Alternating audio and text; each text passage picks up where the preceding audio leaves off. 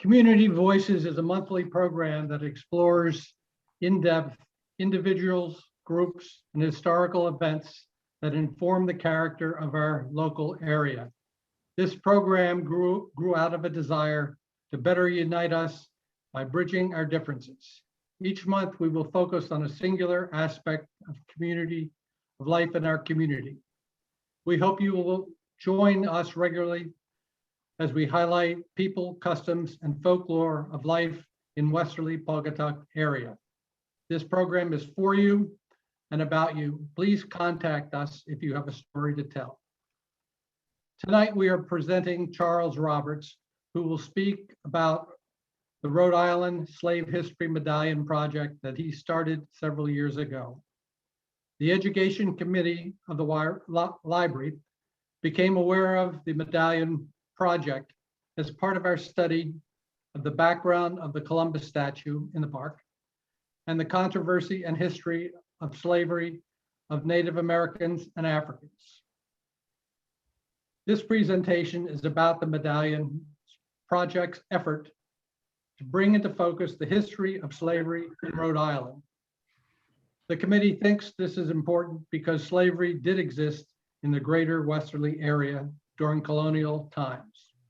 Slavery played an important role in the early economic development of this area.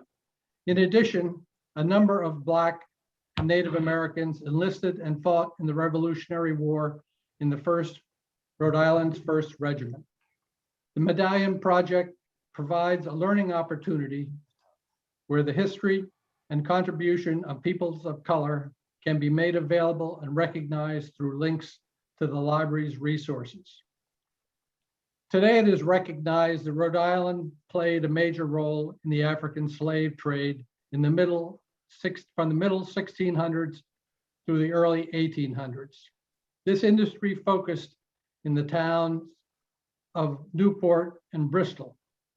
Less well understood is that in the Narragansett South County area, there were many large farms and plantations, some larger than 2,000 acres, that were critical in providing provisions for the slave plantations in the West Indies and in the American South. These enterprises not only sustained the colonists, but provided capital that supported future economic growth. The work on these large farms and plantations was largely dependent upon slave labor. Detailed information on slavery in the Westerly area is sketchy. The first significant numbers of slaves were Native American men, women, and children that were captives taken during the Pequod War around 1637 and King Philip's War around 1675. The captives were distributed among the war's participants and the political leaders. Some were retained, some were sold south, with the total numbers estimated to be at least 1,000. Subsequent slaves mostly were of African descent, either directly or through the West Indies. One of the largest plantations in the Westerly area appears to have been Christopher Champlin's that covered several thousand acres along the coast from Ninigret Park in Charlestown into the Weekapaug area. It had as many as 30 slaves in the middle 1700s. The Rhode Island Census of 1774 documents 30-some white households that listed a total of 70 Blacks and 20 Indians who were all likely slaves, and this was in Westerly. You can read this. Similar numbers of slaves were held in Charlestown, Hopkinton, and Richmond, which by this time were separate from Westerly. There are also records of a few individual slaves, such as Cujo and Peggy, who were held by Governor Samuel Ward, Moses and Humphrey, held by Colonel Isaac Thompson in Avondale, and Venture Smith, held by the Stantons in Pawcatuck. Most of the prominent families in Westerly, like the Noyces, Babcocks, Thompsons, Wilcox, had a few slaves each. Most of the area that is currently our Wilcox Park was owned through the 1800s by the Rouse Babcock family. The Babcock land appears to have extended west from the location of the Babcock Smith House, which was built in 1734, to near the center of town. Rouse Babcock Sr., born in 1746 and died in 1801, lived in Hopkinton in 1774 with 4 slaves, had a store in Westerly near the Babcock Smith House, and moved to Westerly in 1781. He apparently purchased 18 acres of land that were part of the park, part of where the park is now located, in 1784. Rouse Babcock was the first president of Washington Trust Bank when it was founded in 1800. The land was held by the Babcocks until the death of Babcock III's widow in 1898. At that time, Harriet Wilcox purchased the land for the park. Hopefully, this has provided the context for our interest in the Medallion project. Charles will now provide us with more background on the project, and how it has provided a learning opportunity in other communities and perhaps for Westerly. Charles? Oh, well, thank you, Peter. And thank you to the Westerly Library and Wilcox Education Committee. When you're telling the stories of enslaved, you're telling the stories of our ancestors, all of our ancestors. It's their tales of remembrance. It's the stories of voices who had no voice. Let's take a look at these stories that are not really in the history books. Let's see. Okay. I want to tell you a story of, for example, that's not in the history book that I never heard of. That is Richard Johnson, who was the 9th vice president of Congress in 1837. He was a congressman from Kentucky, and he was at a mixed marriage with his slave, Julia Chen. This is just one story of that you won't hear that was taking place, because really, when you're talking about slaves and enslaved, you're only talking about the stories of people. The rest is just their circumstances of life. And some people choose to live a life of domination and control of others. And some people choose to live a life of harmony with others. And from the stories that I'm going to share with you, I'm going to share some stories that are like that. So let me begin. Rhode Island Slave History Medallions and that's RISHM, is a nonprofit place-based education program dedicated to telling the stories of Africans and Native American people of color and their contributions to the development of the state through the use of their free labor, slave labor. Okay. Now, our medallions are based on the work of the enslaved African artisan Pompey Stevens, who carved and signed the gravestone of his brother, Cuffay Gibbs. The importance of this is that by signing his name, he left in history and let us know that part of the economic development of the state of Rhode Island and of the country was due to the labor that the free labor that slaves actually produced. This is a replica of the Pompey Stevens medallion that his grave site that he carved for his brother. I mean, let's face it, in 1868, not that many people knew how to read, never mind write. So Pompey Stevens must have been extremely educated or self-educated person. He worked in the shop of the John Stevens shop. And if you look around this country, you'll see these gravestones all over from Massachusetts to Rhode Island and all the way down into Connecticut. So we chose this image, this angel image, this soul effigy, because it's a symbol of the idea of freedom. And the freedom we're talking about at that time was the freedom of death, where even in death, all people were equal and carried on the wings of angels to heaven.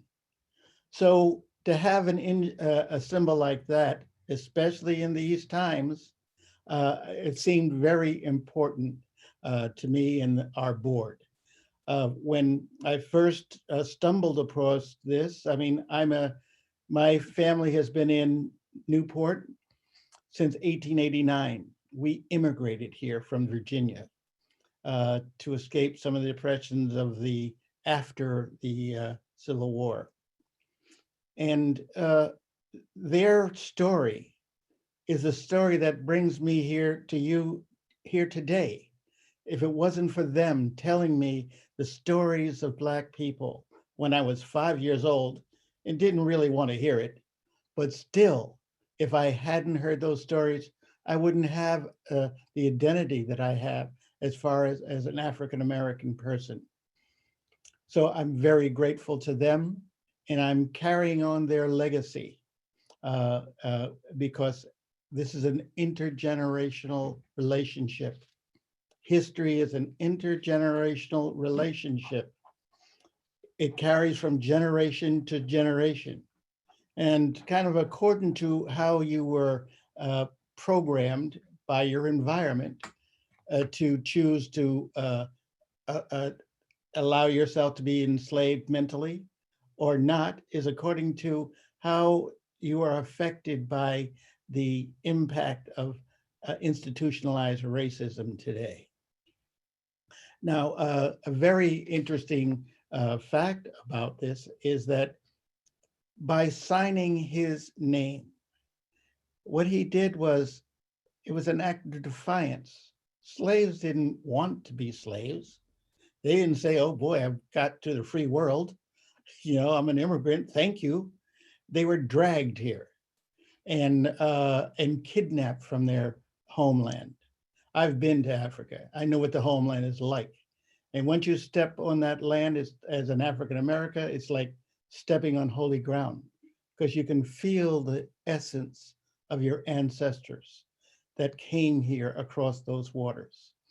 So Pompey Stevens, by signing his name, let the world know now that slaves helped to build the economic development of this state of Rhode Island and the country. And we thank him for that, because at that time, family relationship was not permitted. You didn't have the right to have your own children and your own wife and a brother. So to stand up to John Stevens and say, look, I've cut all these gravestones for you, and I've created a style that is so definite that people are buying your work. I'll do that, but hey, this gravestone I'm carving for my brother. Okay? And then naturally, John Stevens, being a smart businessman, said, hey, if that's what you want, Pompey, go ahead, make that one for your brother, as long as you make all the rest of them for me, so we can sell them. Because he was chattel, that's chattel labor. And that's what he did, because that was what took place at that time. If you're taken from your land, and you're not allowed to be able to go back there, you're forced just by your environment to suffer whatever it is that your slave master wants. So next slide. Now, Okay, Rhode Island Slave History Medallions is a education program. The medallions are equipped with QR code technology linked to a dedicated website with historically accurate content about slave-related history. By scanning the QR code on the medallion with your phone, students, residents, visitors, tourists may view the historical information provided on our website on their phones. The place where you stand is holy ground. One of the first medallions is the one that we put up is at Bowen's Wharf. Now, in the 18th century, Newport was a major hub for northern arm of the triangular slave trade, producing ships and goods for sale in Africa and the West Indies, in trading for the rum that we distilled here in Newport. We had 23 distilleries here. Enslaved Africans disembarked at Bowen's Wharf after the 3-month journey across the Atlantic and labored in the marine trades, making furniture and clocks, and unless they were sold to the plantations in southern Rhode Island, where especially in the Champlain, for example, plantations. The other place that we've put up a medallion is at Smith Castle. Smith Castle is the original site for the trading post of Roger Williams, acquired from the Narragansett Indians and sold to Richard Smith Jr. in 1651.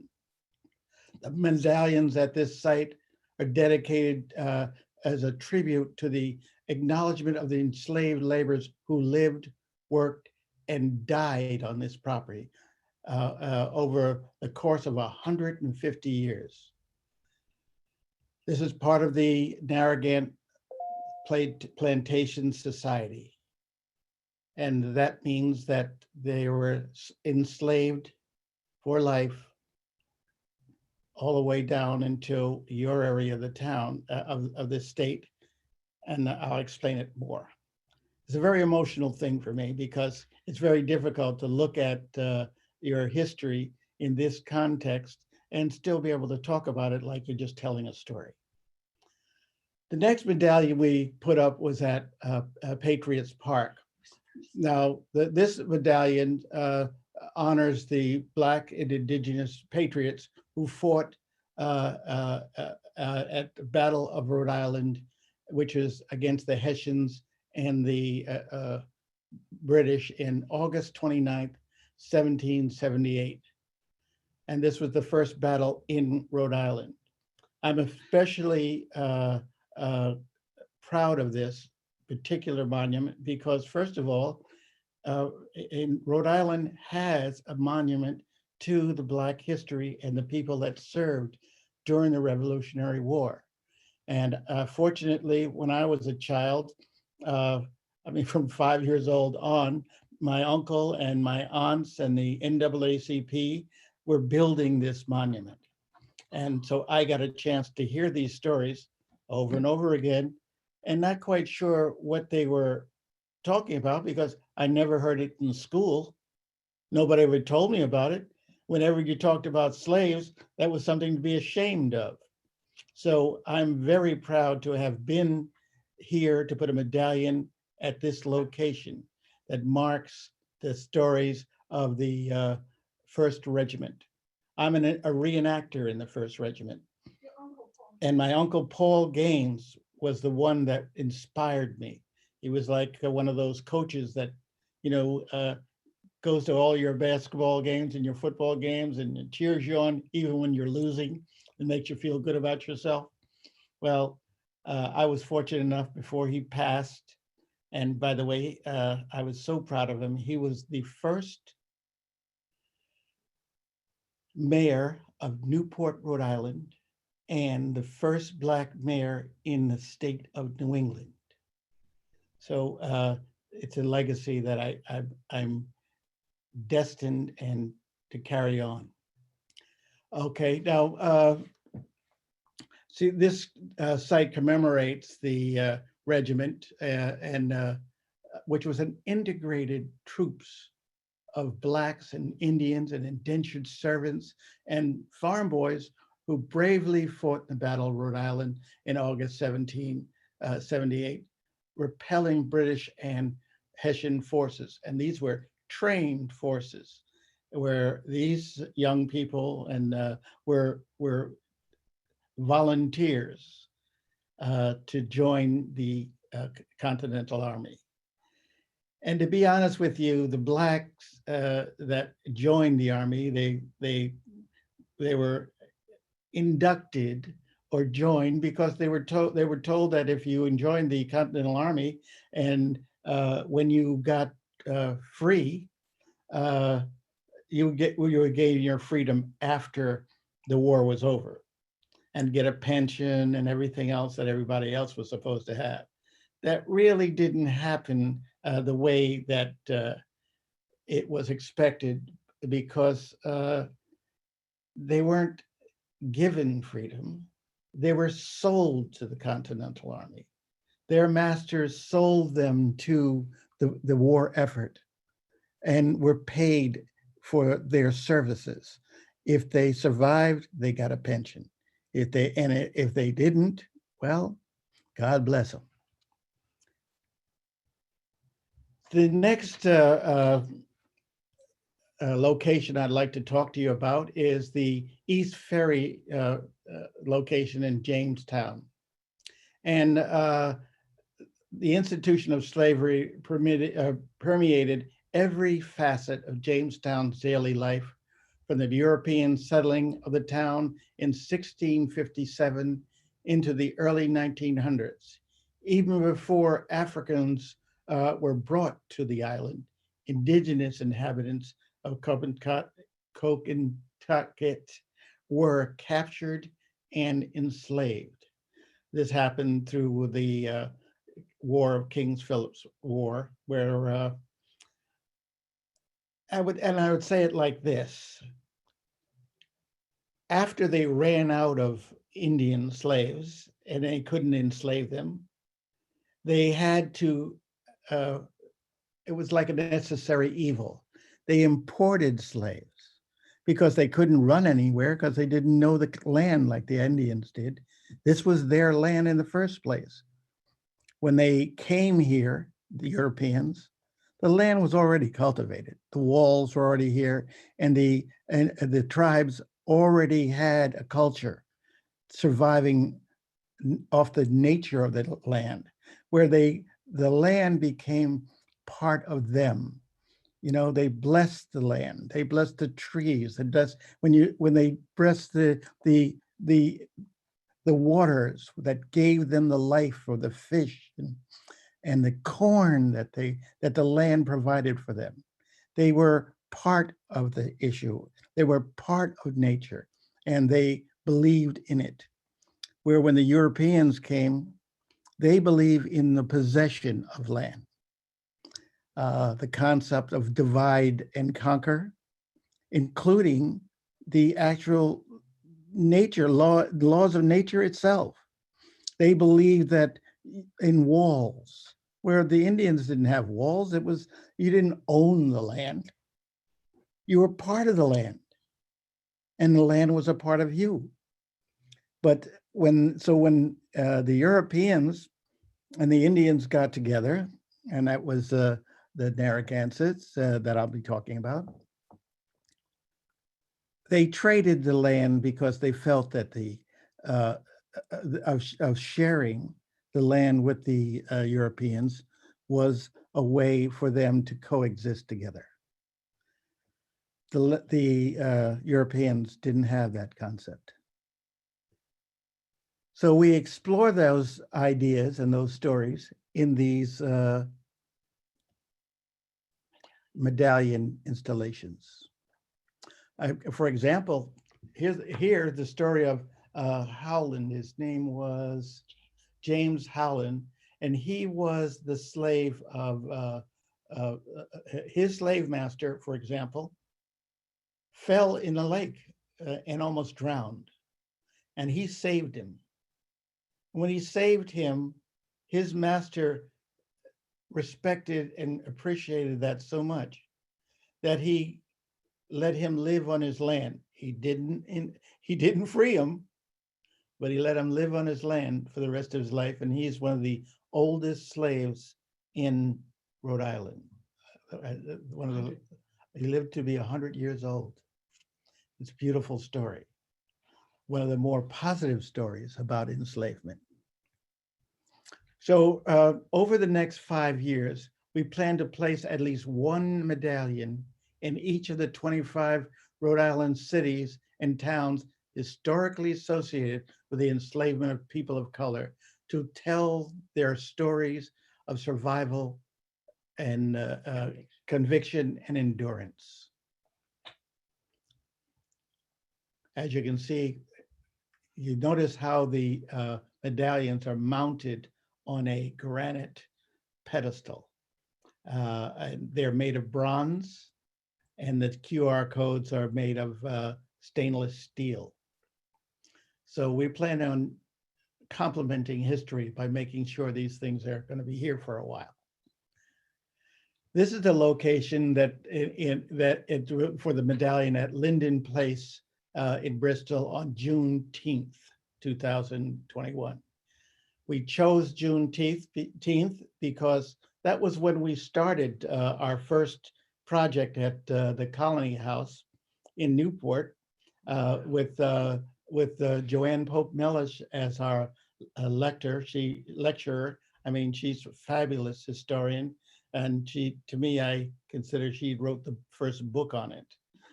So I always appreciate it talking about her, because I've learned a lot from her. You know, I learned a lot of why my history is important. I mean, it's why place base, you know, and so anyway, and why the Africans actually rebelled, and they weren't here trying to, as I say, trying to be slaves. So Juneteenth is the first time that's when slaves were freed, that a lot of the slaves didn't even know they were freed, you know. And in Texas, Juneteenth was when they found out about it, and so we celebrate it almost like a holiday. So therefore, we're going to place a medallion here, and I'm working with the board of Linden Place, who has embraced their history. You're talking about the history of James DeWolf, the most notorious slave trader in history. You know, and so we're working with the board of Linden Place because they have embraced their history. I mean, I know people that, mixed couples, for example, that go there to be married. Why? Because it is the place of the Wolf Tavern. I mean, the Wolf family and the family history. I mean, we're working with Roger Williams University, and hopefully we can honor him even more. Because remember, this story that is a really dastardly story is if we celebrate history, because it's a part of us. We're Americans. We're all one people. So we celebrate there, and we're planning on, you know, getting together a group of students to clean the DeWolf cemetery where he's buried. He was buried with two of his slaves. They're there together. As I said, we're talking about soul effigies. Okay. Now, so next slide. So I'm really excited to be able to make a presentation at the DeWolf Linden Place on Juneteenth.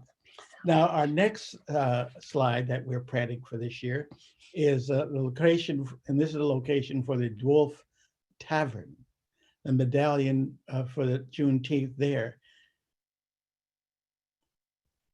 This is the site of the counting house of James the Wolf. This is the most prolific slaver in America.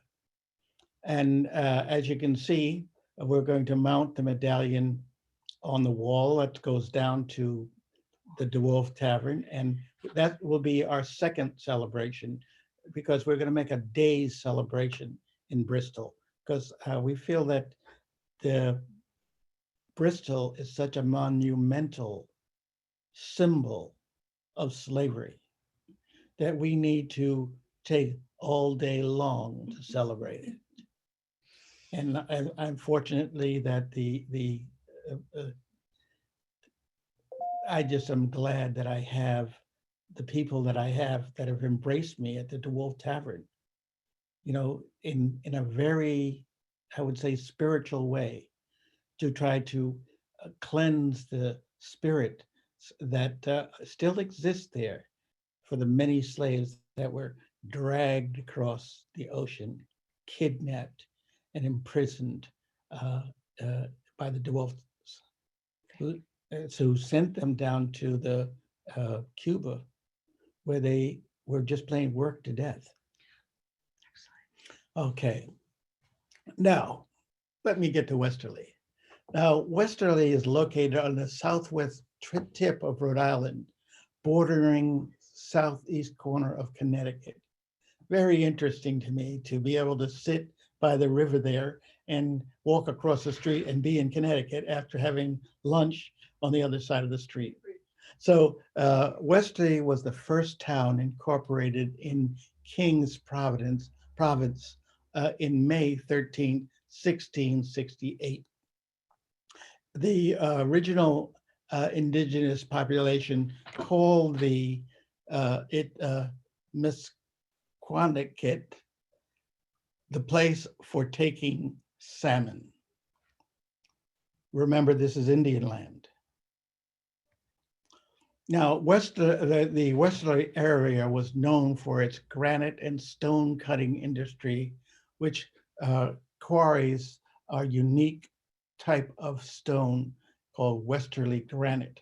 And I've learned when putting up these pedestals about these plinths, and the difference between red granite and gray granite and the white granite, and the difference between it when it's polished. And I mean, it's a substance that it's not just a material, it's a substance that suggests history itself.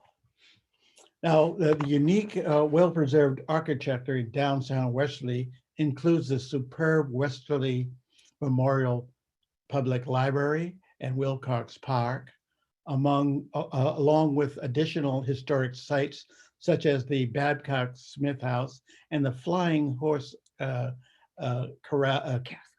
Carousel in Watch Hill Park, making Westerly an outstanding tourist destination. The importance of this is that when we put 25 of these medallions across the state, starting in Slaterville, which we were going to, the mill that we're going to put a medallion at in November, all the way down to Westerly. It's like a map that is, we're mapping the history through locations and historical sites across the state of Rhode Island, like a tapestry. And it's a map of remembrance. And we're fortunate enough that the state of Rhode Island actually issued a proclamation, a resolution. It was thanks to Lauren Carson, State Representative Lauren Carson, and State Representative Marvin Abney, that made us and sanctioned us as a statewide education program. 14 members of the House of Representatives signed on to it. It was a glorious event to see how many of our representatives are really standing up for the public by bringing up about this tourism project, which, by the way, will bring businesses and open businesses in the state of Rhode Island by bringing historical tourism to light.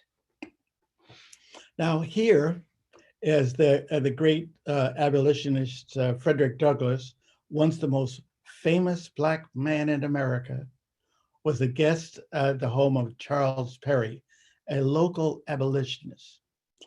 He lived now at the Margin House Inn. Douglass spoke in Westerly in 1873, supposedly on the steps of the library, but I rate these steps, but I think it might have been the post office down the street. But that's the way history is. It's legendary and subjective. Okay. And this is the Margin Street Inn, built in 1849 and part of the historic Charles Perry homestead. It was here that he hosted anti-slavery speaker Frederick Douglass. And let me tell you something about Charles Perry. Charles Perry was an abolitionist. And he was a Quaker who changed and decided to become an abolitionist, like Moses Brown, because he could see that spiritually or consciously, mentally and morally, slavery was unjust. The idea enslaving people to be chattel for life just was not in his sphere of consciousness.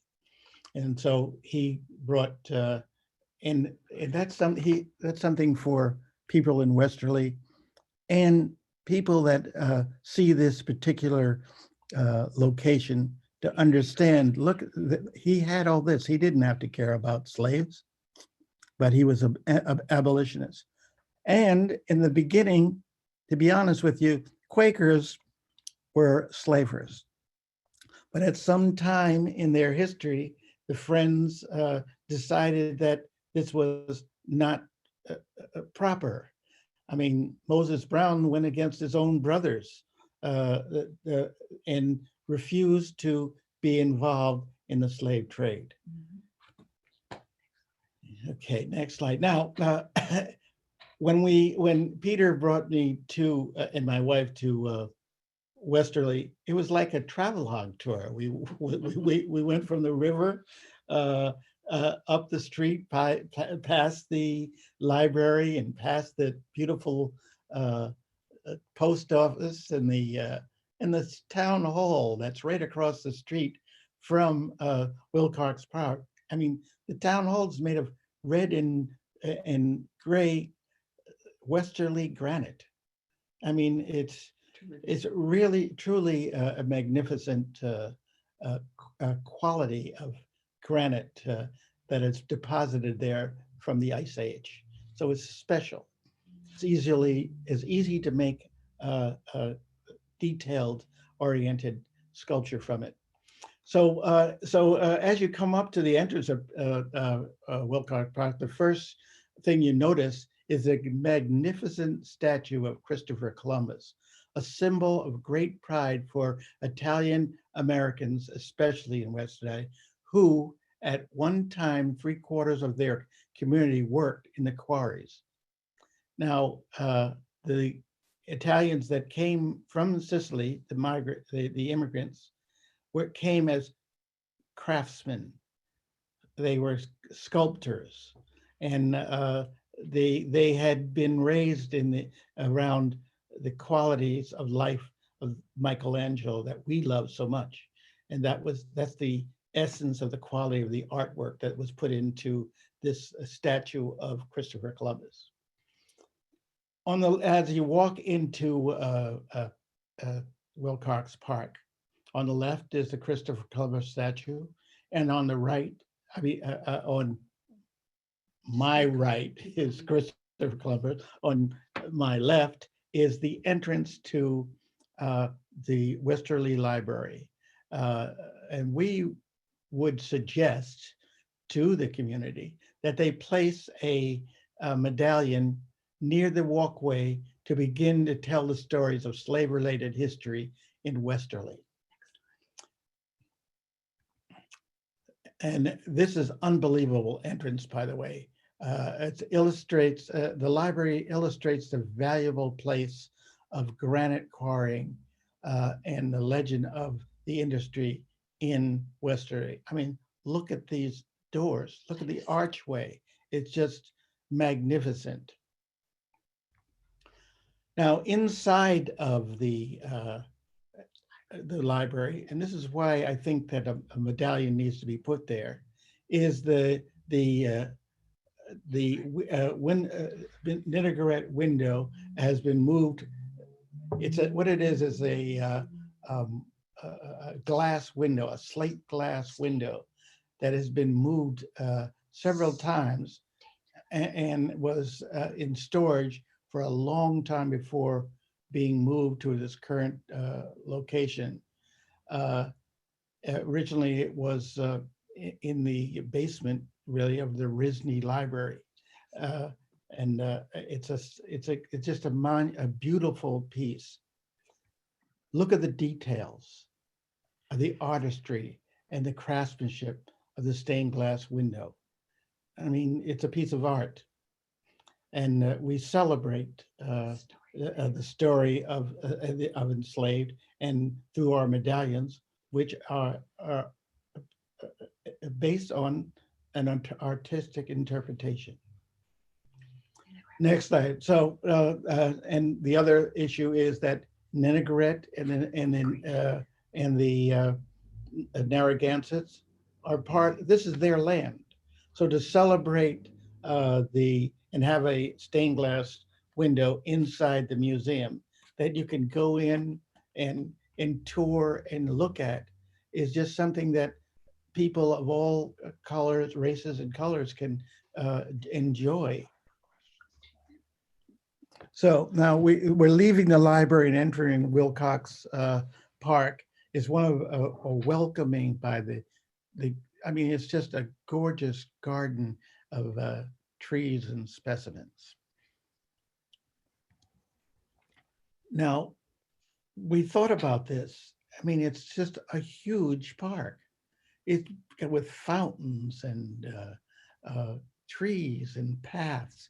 And we've just imagined placing inside the Wilcox Park could be used as to acknowledge the stories of African slaves who lived and worked on, for example, the Champlain's plantation that extended from what is now Ninigret Park in Charleston to Westerly, covering several thousand acres of this community.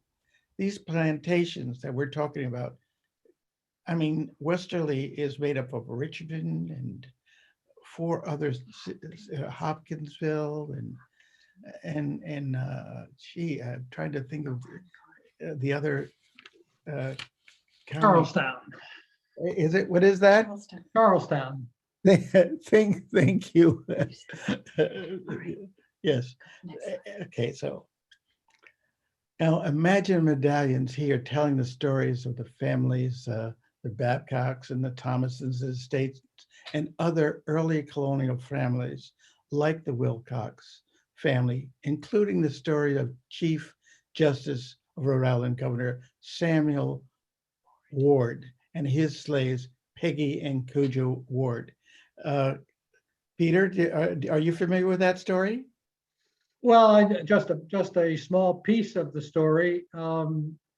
Samuel Ward was a representative to the Continental Congress, and he was down in Philadelphia just before the spring before the signing of the Declaration of Independence. He caught smallpox and died because he was too concerned about taking the vaccine at the time. But he had Cujo take the vaccine, and Cujo lived and returned with Samuel Ward's papers, etc., back to his home in Westerly. I mean, there's a plaque down in Dunn's Corners area alongside Shore Road that commemorates Samuel Ward as our governor. But Peggy and Cujo were his two slaves, and apparently lived with them lived with his family after the governor died. Wow. That's a little snapshot vignette of history that shows their names and their role in our area. Thank you, Peter. What a wonderful testimony to the stories that we could tell with the medallions and their QR codes. Do you know anything about the Thomas slaves?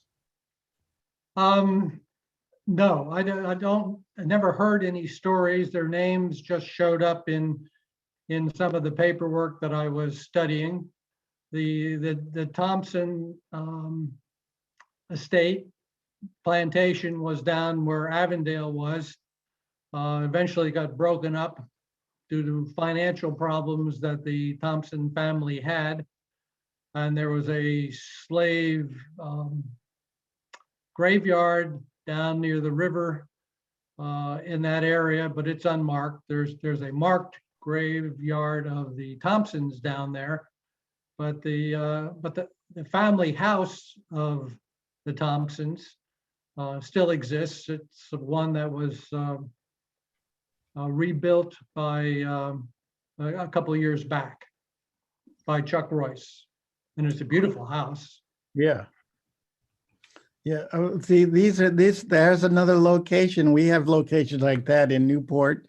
And it's interesting that the Champlins, in fact, had this big, huge plantation, but they were housed in Newport. The stories of the slaves and the stories of Newport and the southern part of Rhode Island are just intertwined.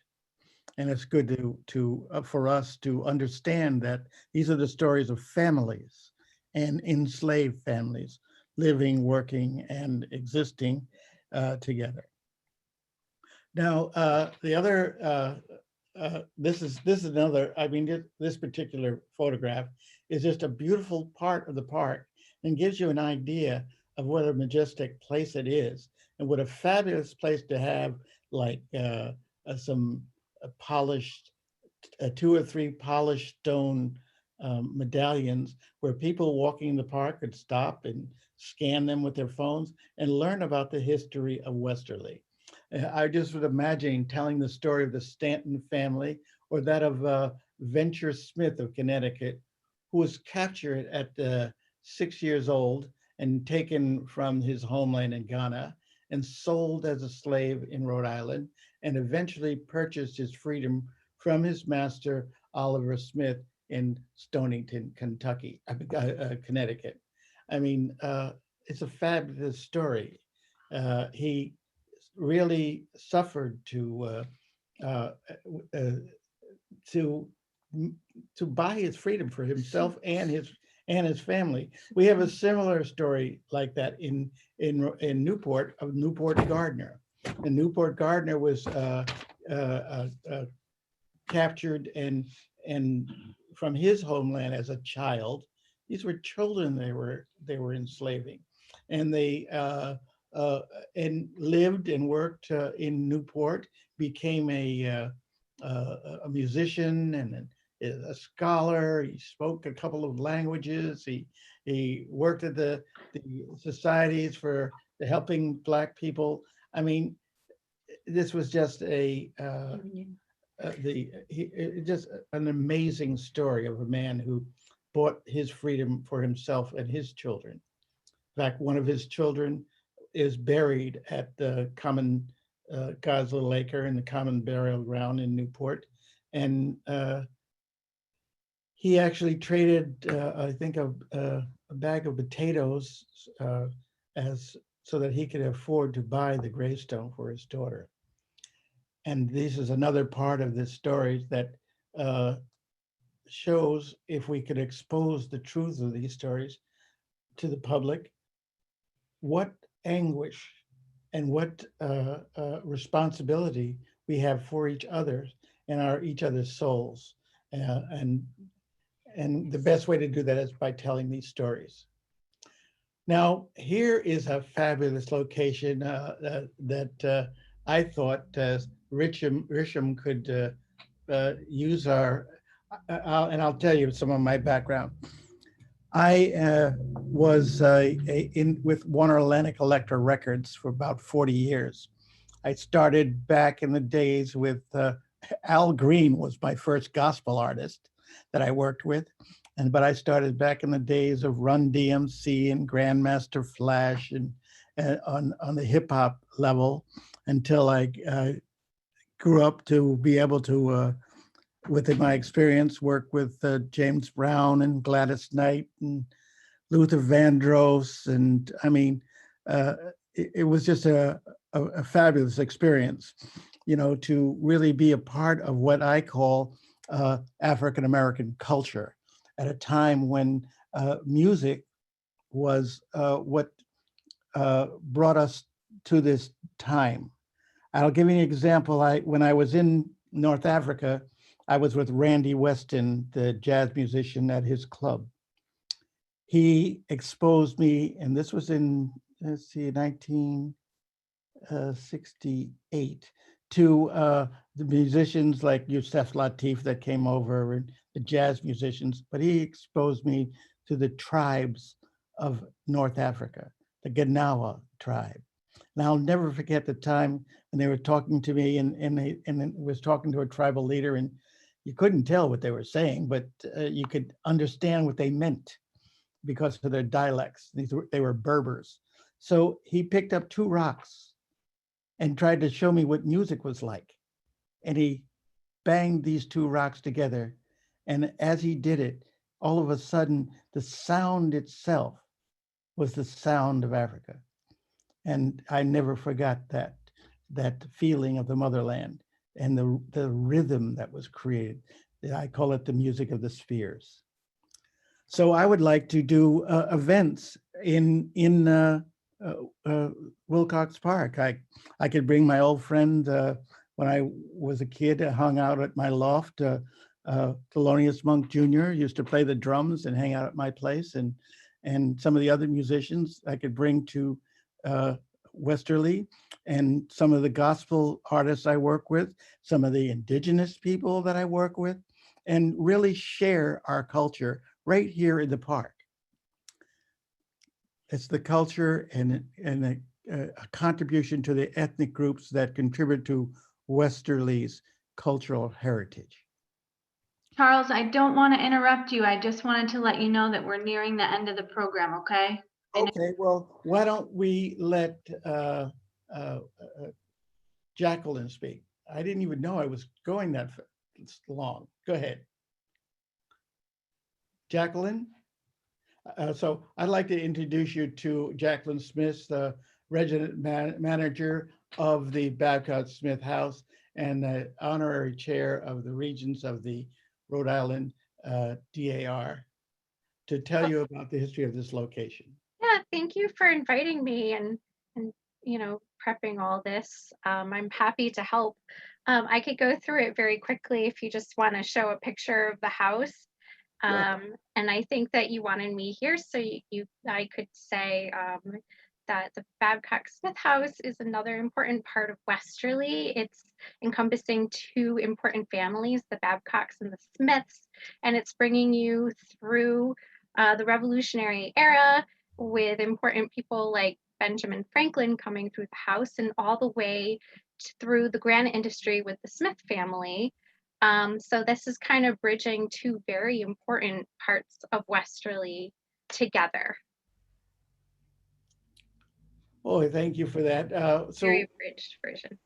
could you tell us a little bit about Babcock? Joshua Babcock was the first postmaster of Westerly.